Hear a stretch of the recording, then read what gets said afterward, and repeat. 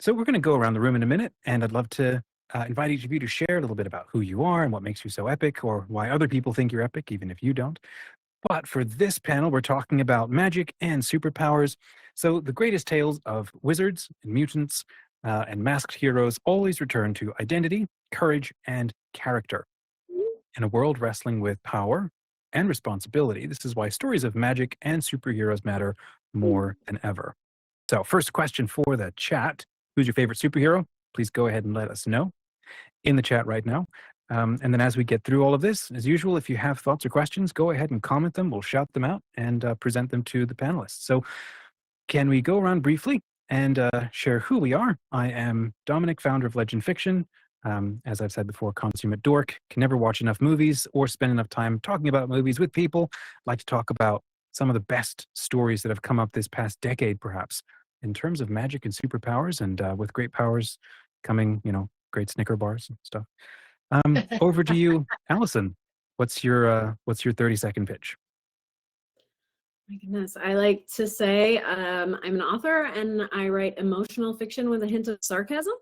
So that I think is probably my superpower, making Nice. you cry, but also making you smirk and laugh about it. I am the author of The Lost Girl, a Neverland story, The Things We Cannot Change, a story about the ghosts created by addiction, and 2 collections of flash fiction. I like to do workshops to help people with the writing process, with the publishing process, and I help out writers on my social media. I'm also the founder of my newest writing tool, Pen Pal, your AI writing assistant. Fantastic. Sam, how about you? So my name is Sam Robb. I am just some guy from Pittsburgh that writes stories. My latest novel, or actually my first novel, is coming out is out, being released as a serial by Raconteur Press. It's called Sigils. It's about a graffiti artist in Pittsburgh who finds out that putting your name on things that could open doorways between places that you don't want doorways open is not a good idea. I tend to write either something that is funny and just completely absurd, or demons eating people's faces. I don't seem to have much in the way of in between. And sometimes I write fun. I have some humor in my stories about things, just like you said, Allison. I think you can't really write a story without having humor and have it still be human. So that's about it. And my favorite, I'm going to wait until everybody else is done talking about it. I have seen a couple of comments. I think my favorite superhero has been mentioned already. Fantastic. All right, we're going to come back and ask everybody about superheroes. Karina, over to you. I'm Karina Fabian. I am the author of probably about 40 novels and 10 shorter works in science fiction, fantasy, comedic horror, and they do range all the way from serious hard sci-fi to slapstick fantasy. And my favorite series are the Dragon IPI. Some people call it the Vernverse, which this one is the latest. And Space Traits Hold My Beer, which is basically rednecks to the Star Trek universe. So heroes all around. And I have my own magic and superpowered superhero in the Vernverse. Cool. I'm going to come back and ask you about that one. Trey, who is Trey? No, you'd have to ask someone else, I think. But I'm Trey McMacken, author of 15 titles outright as of now. Most known for the Dwarves of Icecloak series and the Wellspring World fiction series of fantasy. Background in folklore, traditional music, performance, oral traditional storytelling, and performance storytelling, stage performance. Yeah, that's the short version. Awesome. Okay, so let's we'll go around again. Come on, folk in the chat. You've got superheroes you probably like, or magic wielder. Who's your favorite magic wielder? I know Jedi cross both boundaries, so that's not fair, but let's be creative. I think if I were to pick, shows that I have loved, and then I want to ask everybody else. The Merlin series from the BBC, which is about, I don't know, a decade ago. My wife and I have rewatched that one over and over and over. It's so good. It's just so fun. But also not just because of the magic, but it is mostly because of the character, and that's kind of the point of this conversation, talking about building better characters or being inspired by these figures, to build a better world, build a world we believe in by improving ourselves, taking inspiration from these figures. Okay, so that's one. Superhero, I love Batman. Sue me, he's awesome. Allison, I don't think you've shared yours yet. Sam, you started, but Allison, who are you? Do you have two magic wielding figures or superhero figures that inspire you? Oh my gosh. Peter Pan can count, I suppose. I was thinking about saying Peter Pan. I would say if we're talking about magic wielding, I guess in my book, I think of Neverland almost as a character in itself. So I would choose Neverland, I guess, as the magic wielding force, my favorite magic wielding force. Because then how you choose to wield that kind of determines whether you are a hero, right, or a villain. And then superhero is so funny because there's new ones coming out all the time. I'm gonna go way off base here and say Captain Planet. And really age myself there. Who's Captain Planet? Oh my gosh, Captain Planet is an old cartoon. He basically, his job was to save the planet, and he had the help of the Planeteers, who had rings that would yield powers of earth, fire, wind, water, and heart. And when their powers combined, Captain Planet came out and helped stop people who were polluting and colluding and polluting the planet. I can sing the theme song if you'd like, but nobody needs it. That's so cool. Sam, your turn, sir. Oh, so favorite superhero I mentioned was already listed in the chat. Spider-Man. Come on, he's a nerd. His superpower might as well be quick comebacks. There's nothing that I don't love about Spider-Man. Magic users, wizards, going to go off kind of a little bit off the usual and say that if any of you have read any of the Black Company books, a character by the name of One Eye, and one of the reasons I love One Eye is that he and fellow magic user by the name of Goblin are always feuding. But even more, the thing that I love about him as a character is that he's basically a pipsqueak in a world full of giants, magical giants that are wandering around and throwing their weight around. And his job is basically to find a way to outmaneuver them and outthink them. And he does over and over and over again. And I kind of admire that. That is cool. I've never heard of that. Friends, chat, if you've ever heard of this, put a W in the chat if you've heard of that one. Or actually, no, the number one because of One Eye. Karina, what are yours? Iron Man. Yeah. Because I love that his superpower is his brain, his drive, his ambition. He didn't get gifted necessarily with powers. He went ahead and made them for himself, and he wasn't afraid to say, hey, here I am, take or leave me, I'm going to save your world. And then as far as magic, Granny Weatherwax from Discworld. Ooh, yeah, especially as I start getting older and I identify more and more with her. You know what? Look, it's all about just understanding and paying attention to what's going on around you and quit bothering me. So a very, very practical approach. I need to read more Terry Pratchett. That's come up so much across this past weekend. I'm missing out. Actually, the one that I have read by Terry Pratchett was, okay, I'm 99% sure it was him, is the, oh gosh, it's that Gnomes trilogy. Borrowers. Mike. not the borrowers. Although you're the only person I've ever met who's referenced that. No, it's diggers, truckers, diggers, and planes. Yes, I think Carpet People. I think that was the name of the Oh, series. I don't think I've read that one. the That's not- Bromeliad trilogy. It was called. I think. Oh, you go. yes. Yes, Yes, My husband I read that. spammed that as a kid. Oh my gosh, that was one of the best things that we had the audiobook. We had one tape, audio cassette from the second book. We only had the middle one. So we just listened to that falling asleep at night. That was it. Trey, over to you. Who is magic wielder and superhero?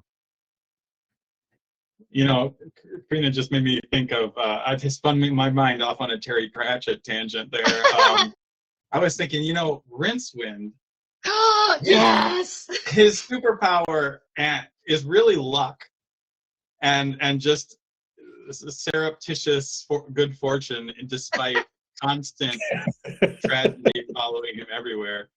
And I think that he is hilarious, and I love the character that he doesn't want to be bothered, but all this stuff keeps happening to him, and he's going to make it through all of it, just bumbling along as he does. I feel like that way in life sometimes. But I love Rincewind.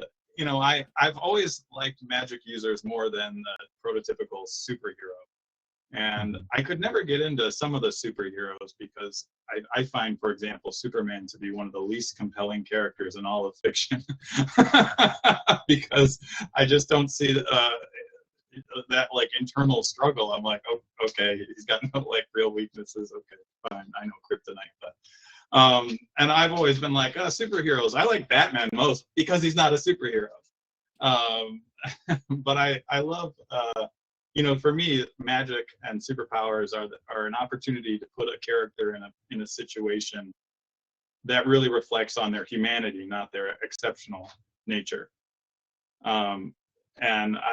So when I look at characters, the magic users and everything, that's why I love Gandalf. He's this archetypal, mythical thing, but I have a hard time connecting with him on a personal level because he is archetypal. He is larger than life in a lot of ways. But there are characters, like Rincewind, where I feel like he's a bumbling fool, and I can relate to that. So, yeah. So I think that's a perfect segue then for maybe the rest of this conversation. So here's what I'm curious about: why do these specific kind of stories matter, to us as cultures? Why do we keep coming back to them? Just listening to us all kind of go around, apart from maybe Superman, perhaps, these stories seem to be David and Goliath myths. In a mythic sense, we're retelling over and over the story of David and Goliath. Maybe somebody is gifted, somebody's small in the Spider-Man sense, or Batman. You're traumatized or troubled, or you're given a gift, and the rest of the adventures are, who are you? What do you do with that as the world keeps stacking things up against you and things get harder and harder? What do you think about why we keep coming back to reimagining and retelling these stories? I think because we do it differently in our culture than in previous cultures, like in mythology. For us to say, I think there's a grain of truth in it to say that, for example, modern superheroes are modern versions of what the Greek gods were, or what the Egyptian gods were. There's an element of truth to that, but not completely. I think there's more of a David and Goliath thing going on. Now, the problem with, of course, Superman is like he's so OP and, not statted out. What's the right word? He's got, well, whatever. His stats are all maxed out. And so you have to have super more impossible things to deal with and stuff like that. But let's turn it over to the room chat. What do you think? If you got questions, please go ahead and drop them in. I'll bring them up. But Allison, I'll pick on you first. What do you think? Why do we keep coming back? Not just why do we keep telling them, but we also keep returning and rebooting. We're in love with these kinds of stories for a reason. What do you think? The first thing that kind of comes to mind is the archetypal character, the normal person given abnormal powers, or the normal, she was just an everyday girl until da da da da. And like, to a degree that gets a little obnoxious, right? Then this happened. So many books come out about that at this point that it's just overdone. But I think there's a reason, right, that that happened for such a long time. And that was the thing, was that we all want to see ourselves in these situations. Like, we all want to, like, when I was a teenager, I would have killed to have Hagrid show up and tell me I was a wizard, right?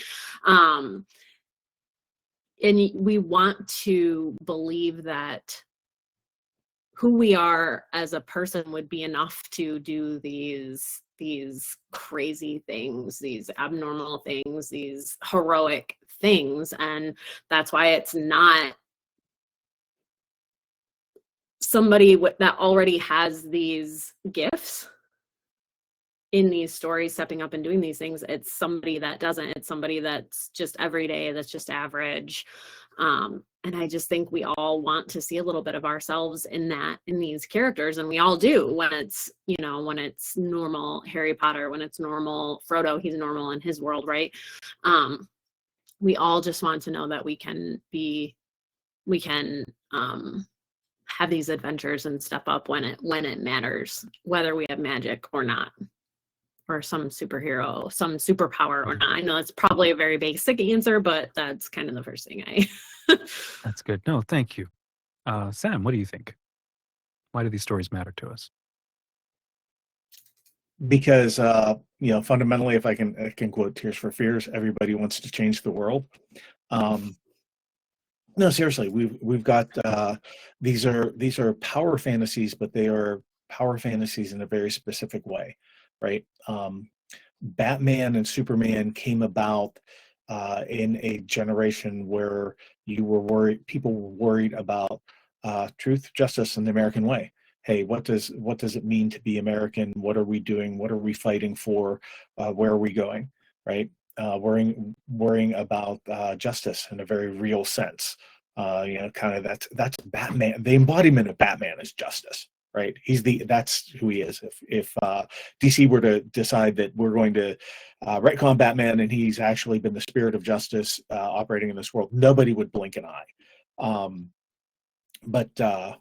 Yeah, there's this desire that we have to change the world, and not just in a personal way.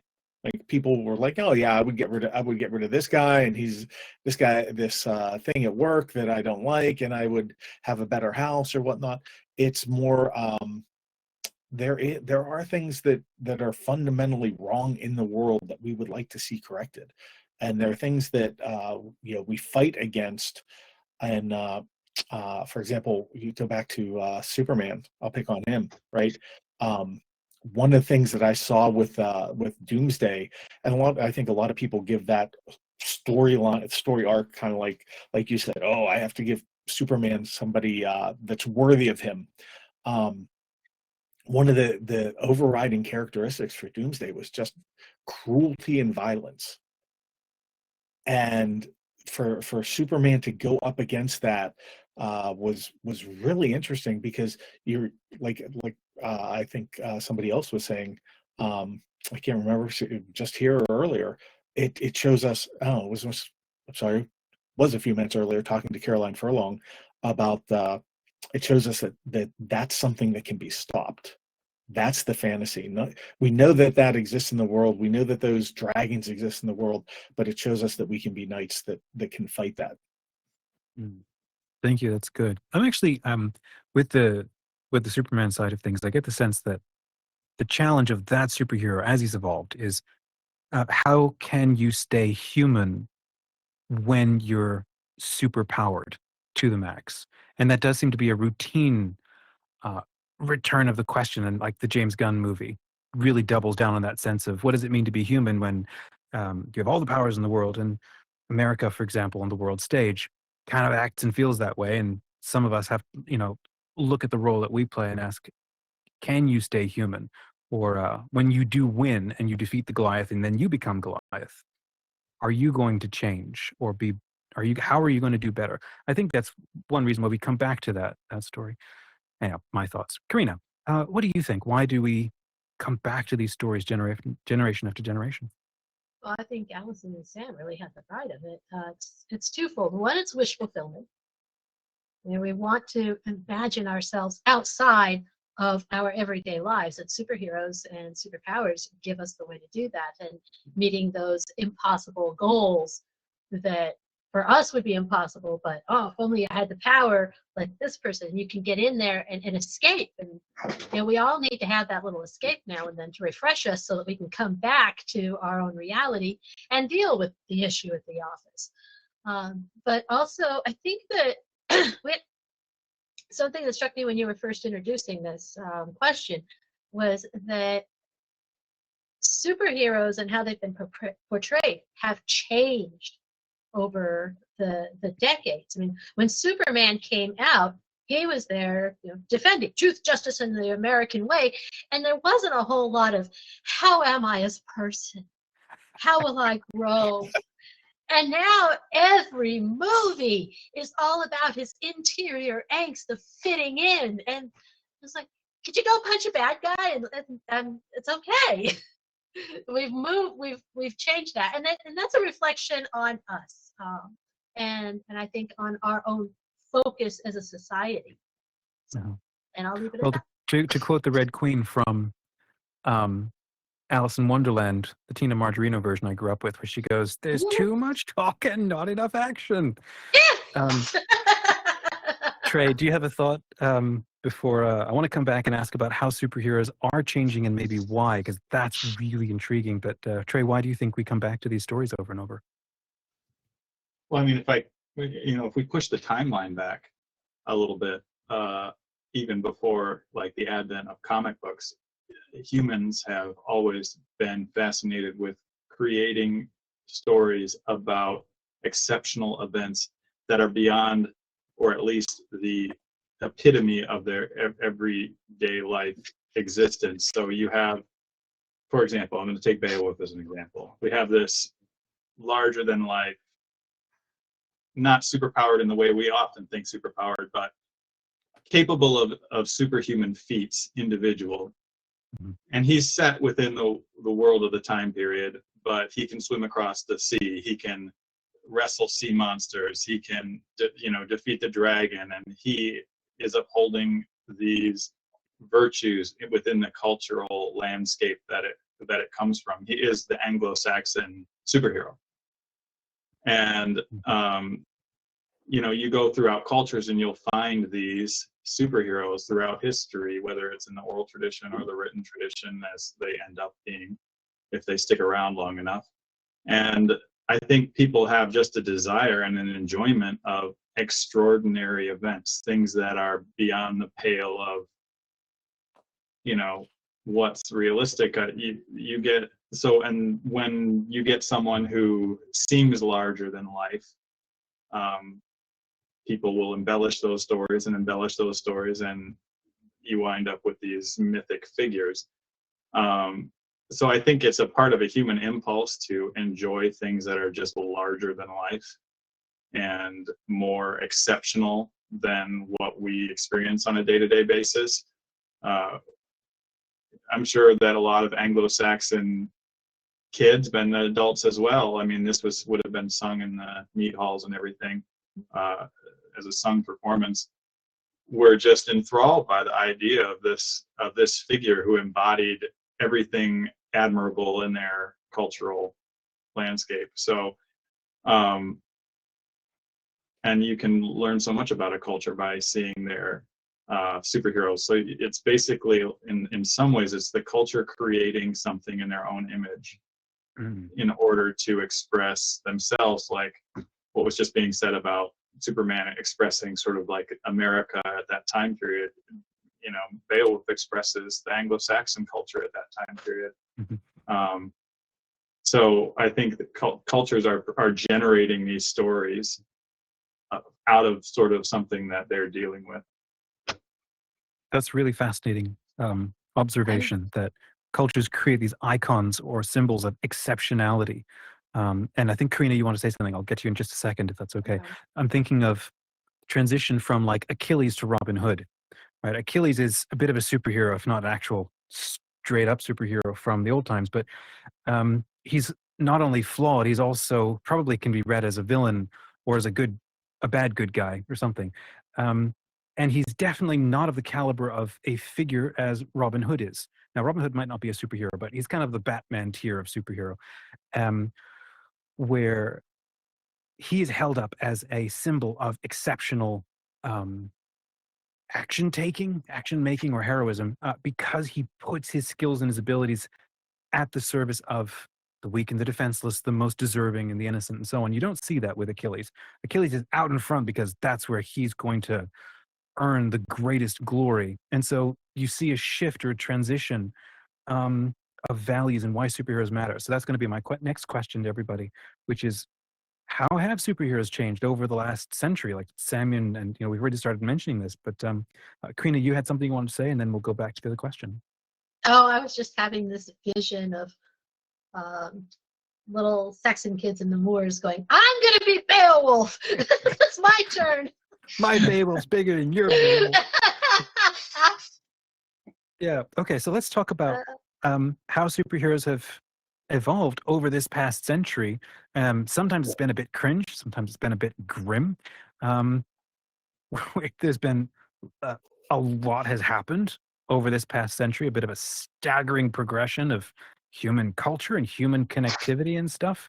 So yeah, Catherine Waters says in the comments, stories change as the morals change, and sometimes it is true to say the morals that we used to live with no longer work and they have to be updated. And sometimes we dumped out way too much. We got to reclaim some things. So yeah, what are some of your thoughts about not just how superheroes have changed, but like why? Why are we updating them? Allison, would you like to go first?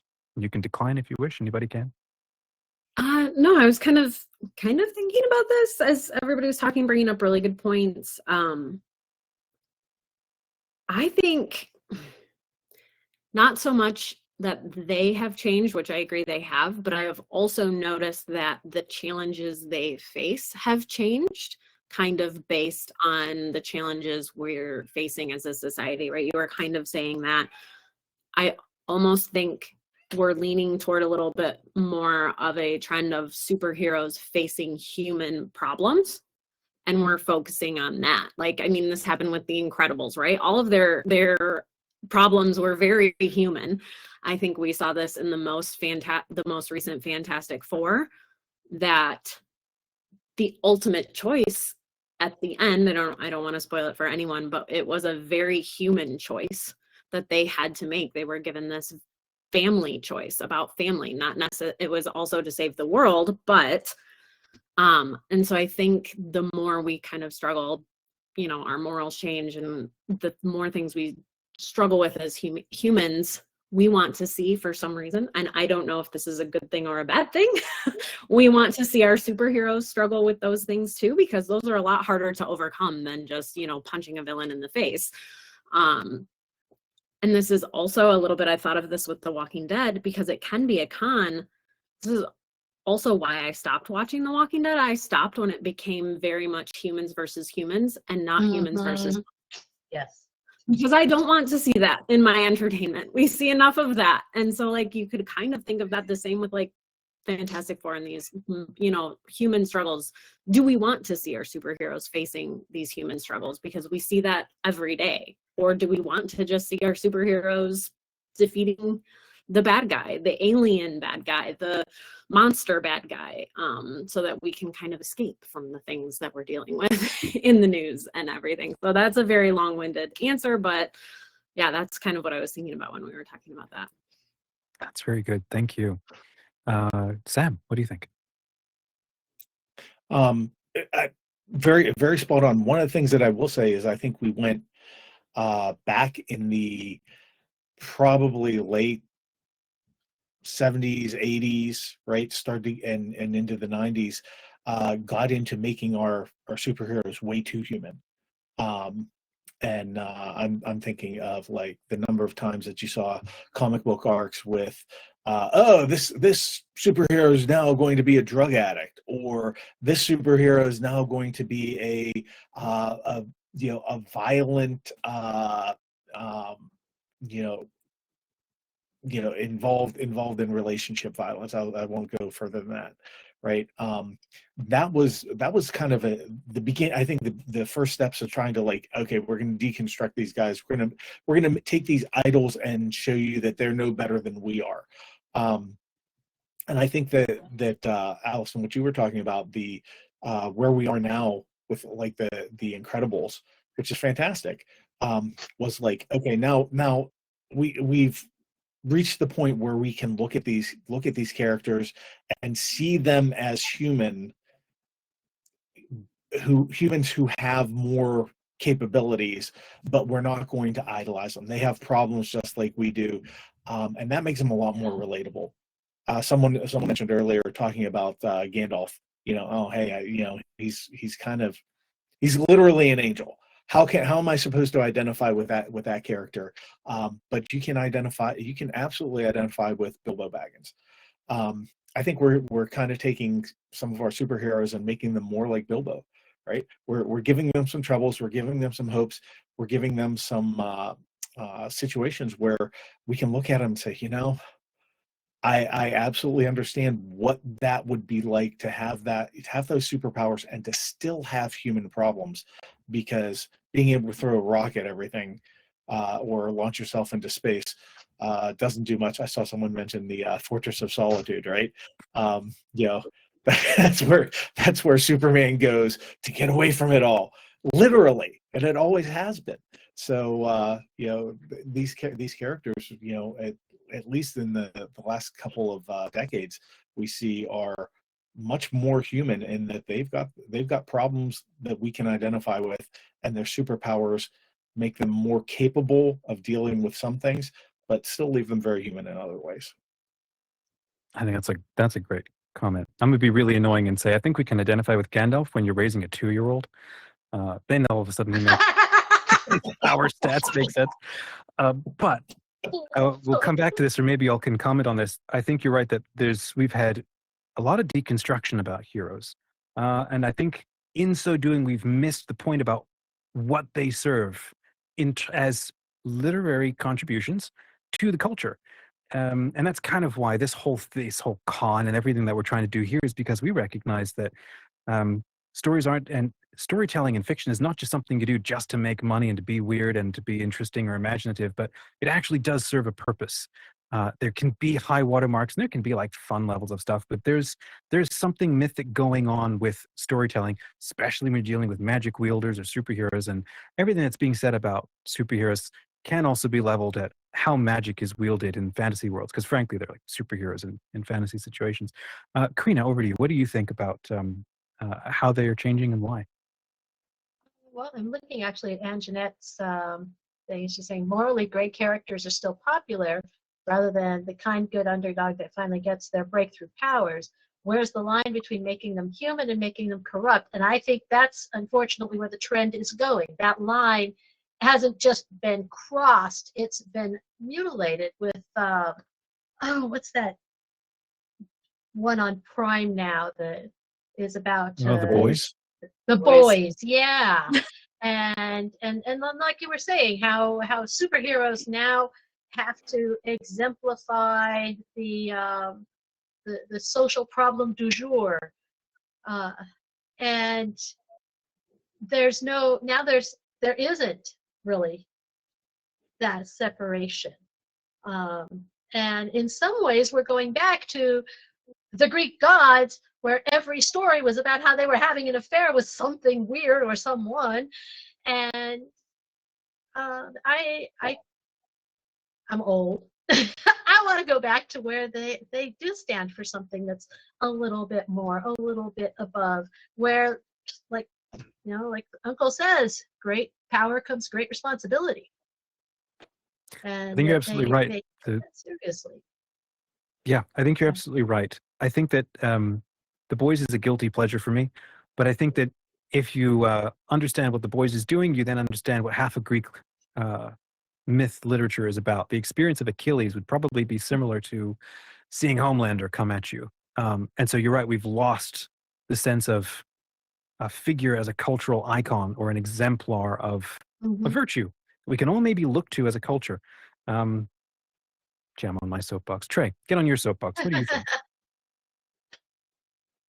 Again, I'm probably gonna come at this from like maybe a macro level again, but you know, historically speaking, culture changed relatively slowly.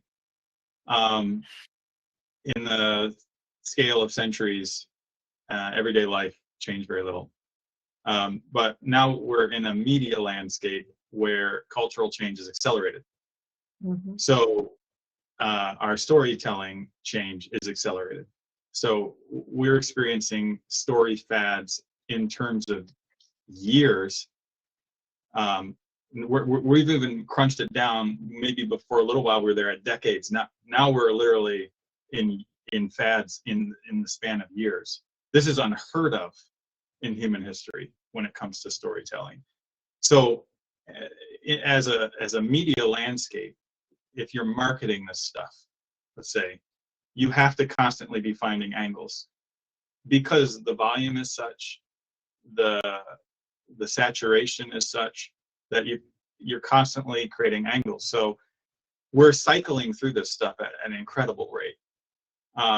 It's not like what's being discussed right now, and if in some of the communities I keep tabs on, what's the next subgenre?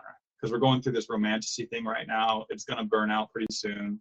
I think it's getting to the absolute base of weird at the moment. So we're gonna be cycling into something else. People are like, well, we already went through grimdark recently. What's it gonna be? Is it gonna be noble bright? Is it gonna be, what's the next genre? Because people want to, I mean, writers especially want to be on the edge of that next thing. And I think it's a misplaced thing because, you know, there's a generation growing up right now who you won't be able to ask in 10 years, what was on the radio when you were a kid? Like my wife and I come from very different cultural backgrounds in some ways. And there'll be a song come on the radio and we'll be like, oh yeah, this takes me right back. Both of us will be like, we're right back there, teenagers, we know this song.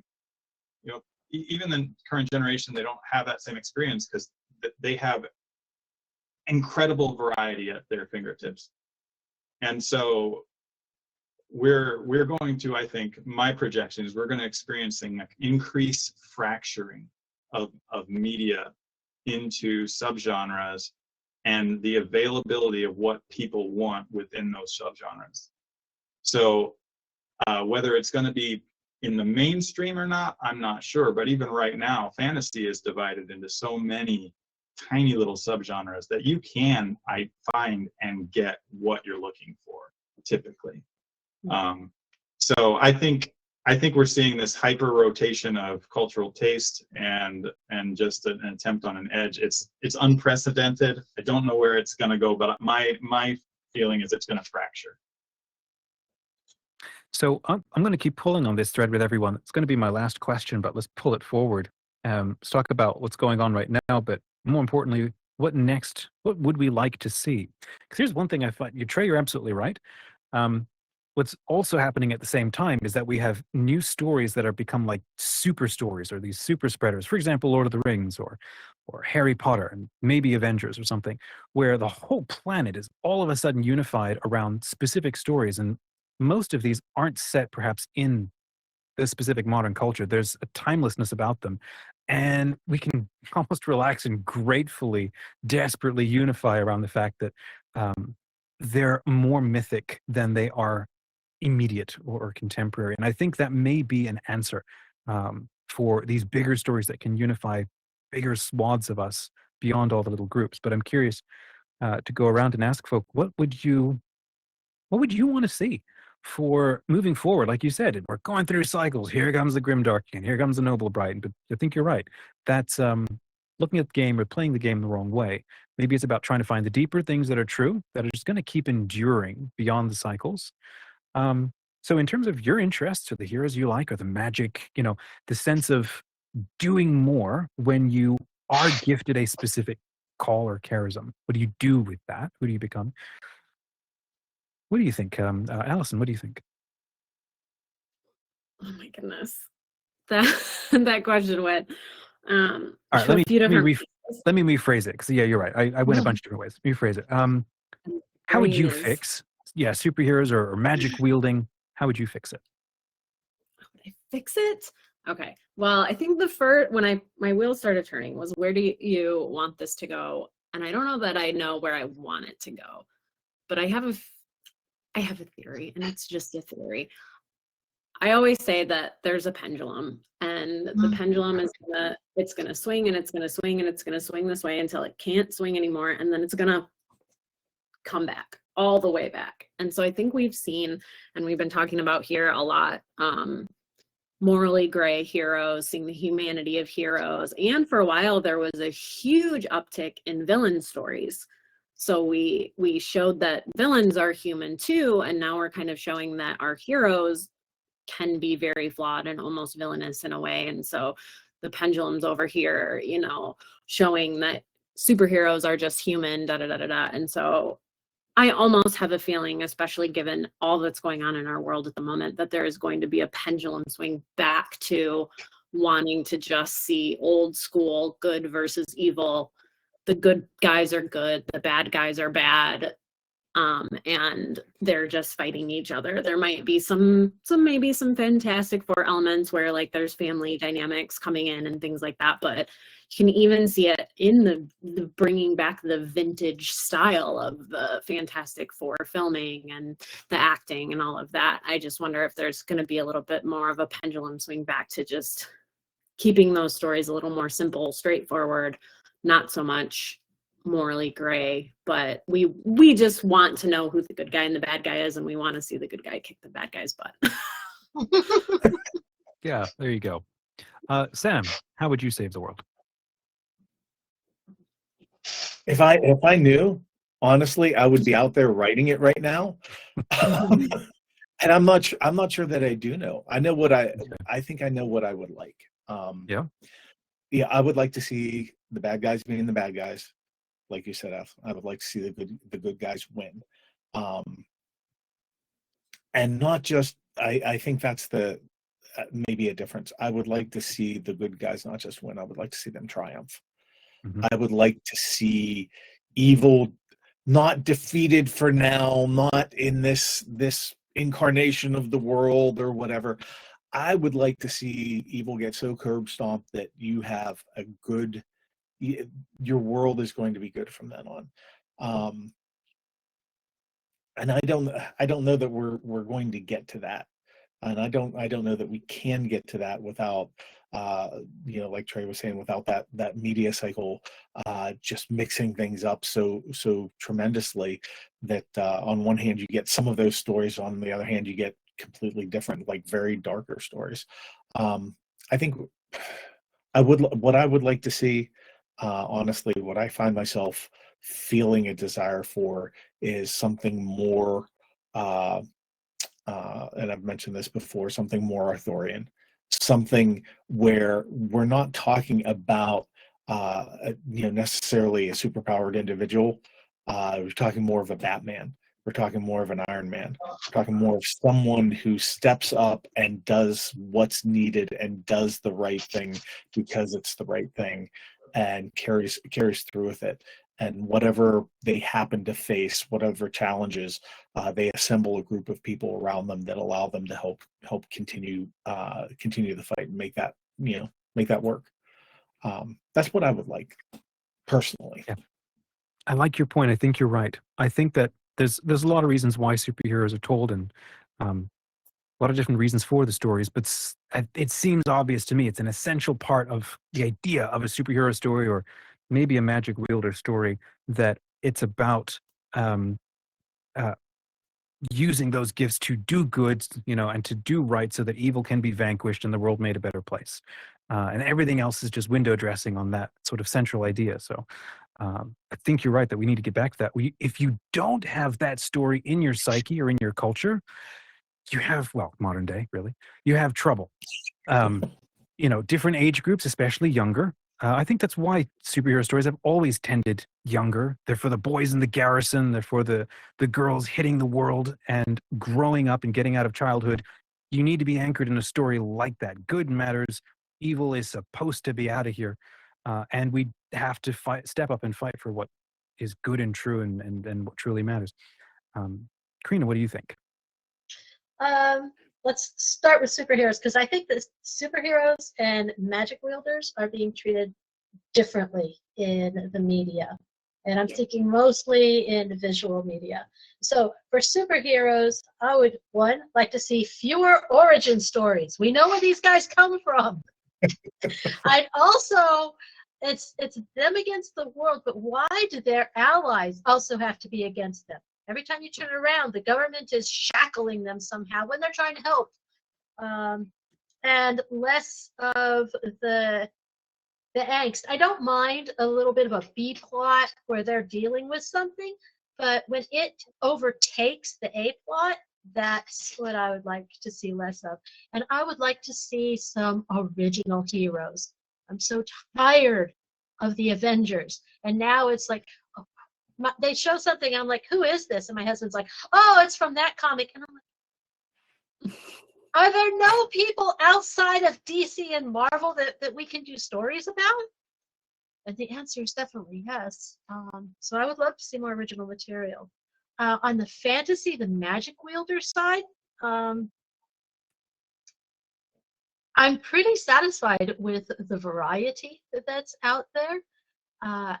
And I don't feel like it's gotten to this good is often evil, or good is tending toward evil, that you see in the superheroes. So I'm pretty happy with that. I would like to see a little more humor. Deadpool has been mentioned as the favorite hero or the favorite anti-hero, and he works, I think, because he doesn't take anything seriously. That's why I can watch Deadpool plenty, but I can't watch The Boys. It's because we all know this is pure camp. It is just him going, I don't even care. And not because it's, grim or anything. It's just because he's having fun. Yeah. I like the comment from Paul Renier. Visual magic of Doctor Strange was pretty darn cool looking. I actually love Doctor Strange because he's yes, Doctor Strange is really good. I want to see more of those, not just because it's trippy as heck, but because he's more of these a spiritual I don't know, pioneer in the superhero space. And it's probably nothing new for diehard comic fans, but in terms of bringing a figure like that into the general consciousness, in general awareness of storytelling, it's fascinating, cool stuff. Trey, what do you think about all of this? So many things. How does a student of myth and folklore save the world? Or at least what do you want to see? The student of myth and folklore can't even get a job. No, that's why I became a nurse. There's the verse from the Psalms that comes to mind, which is, when the foundation is gone, what can the righteous do? And I think that a lot of what we see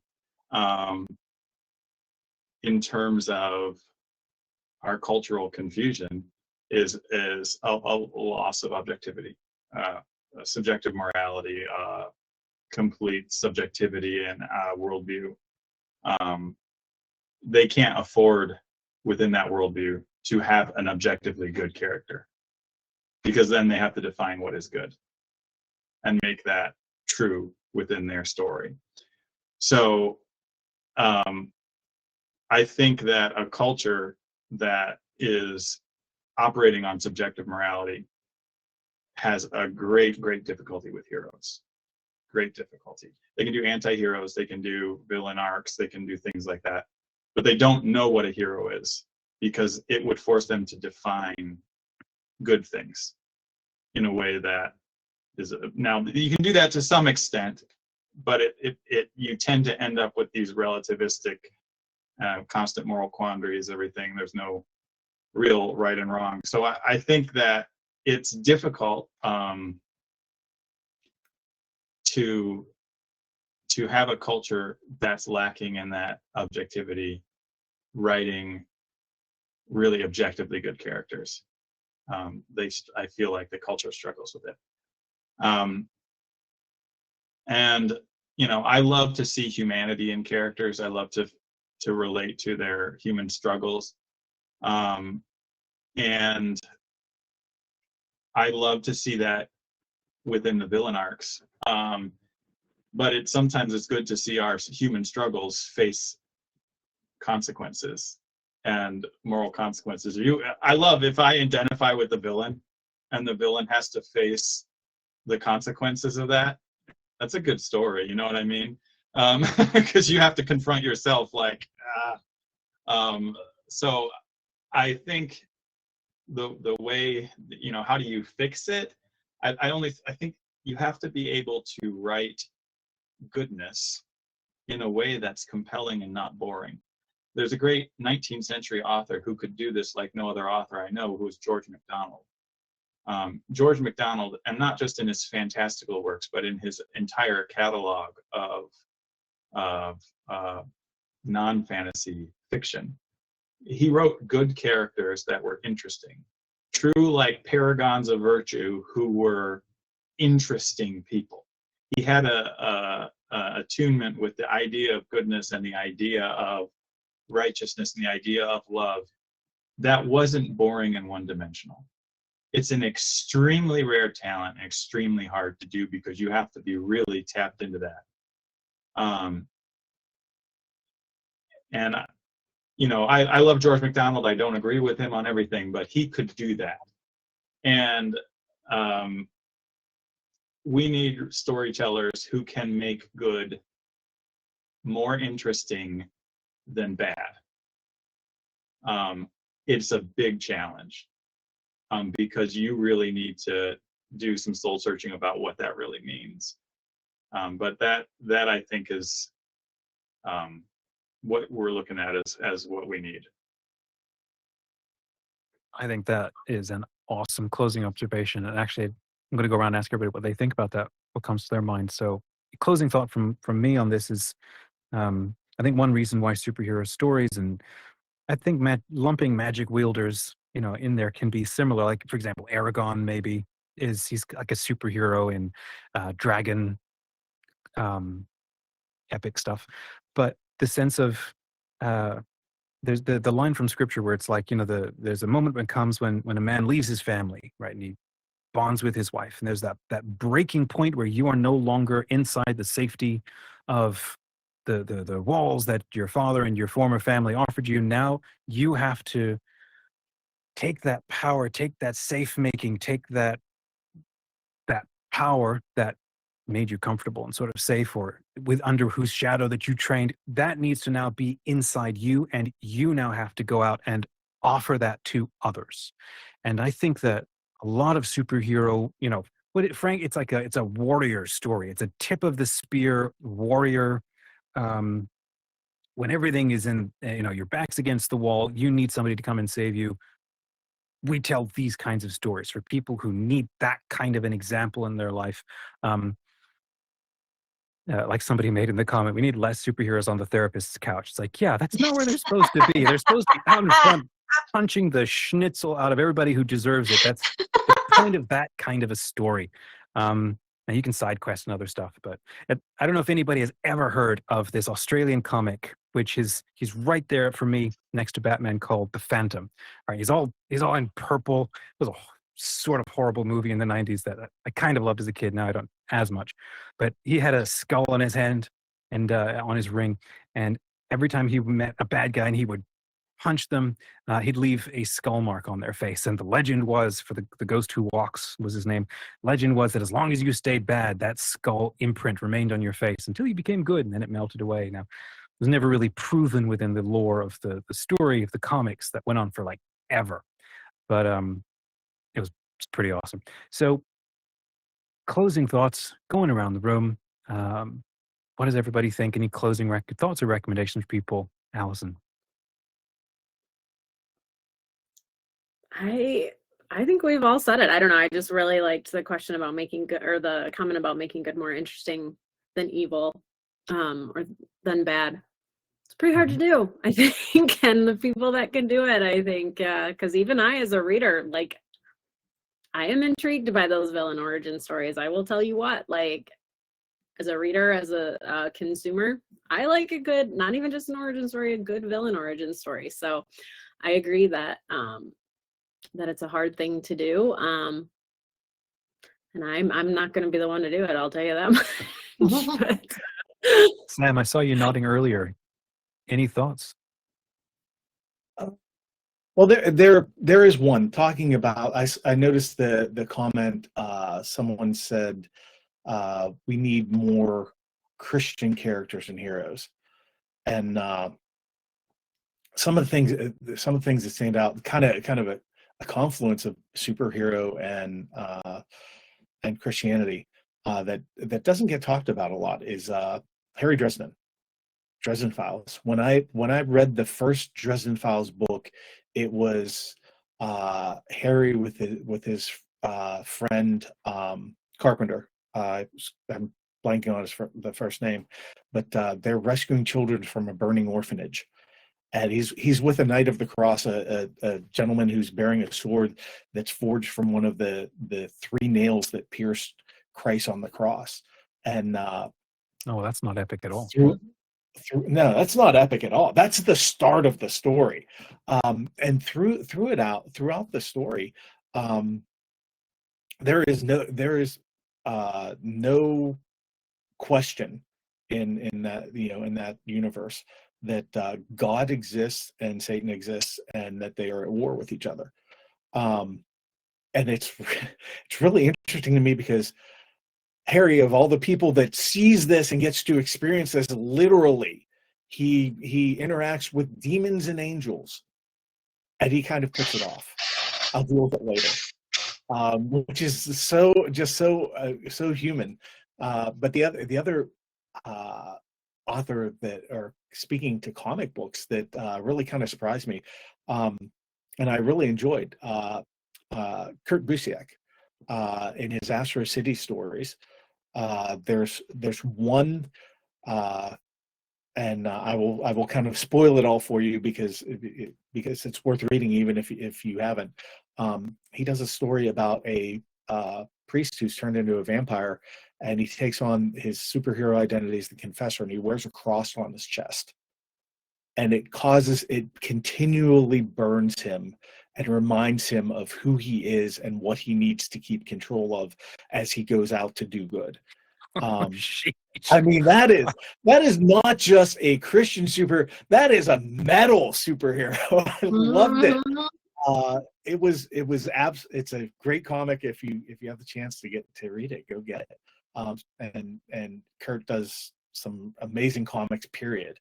But it's little things like that make me think, wow, we're when we look at comic books and we think, oh yeah, we're going in this cycle where all the superheroes are on the psychiatrist's couch, where they're dealing with all these horrible problems and being laid low, and all our icons are being turned into dust and ashes. There's still people out there that are like, you know what? Yeah, this is really good stuff. I think I'm going to go ahead and depict a character that is not only worth admiring but worth emulating.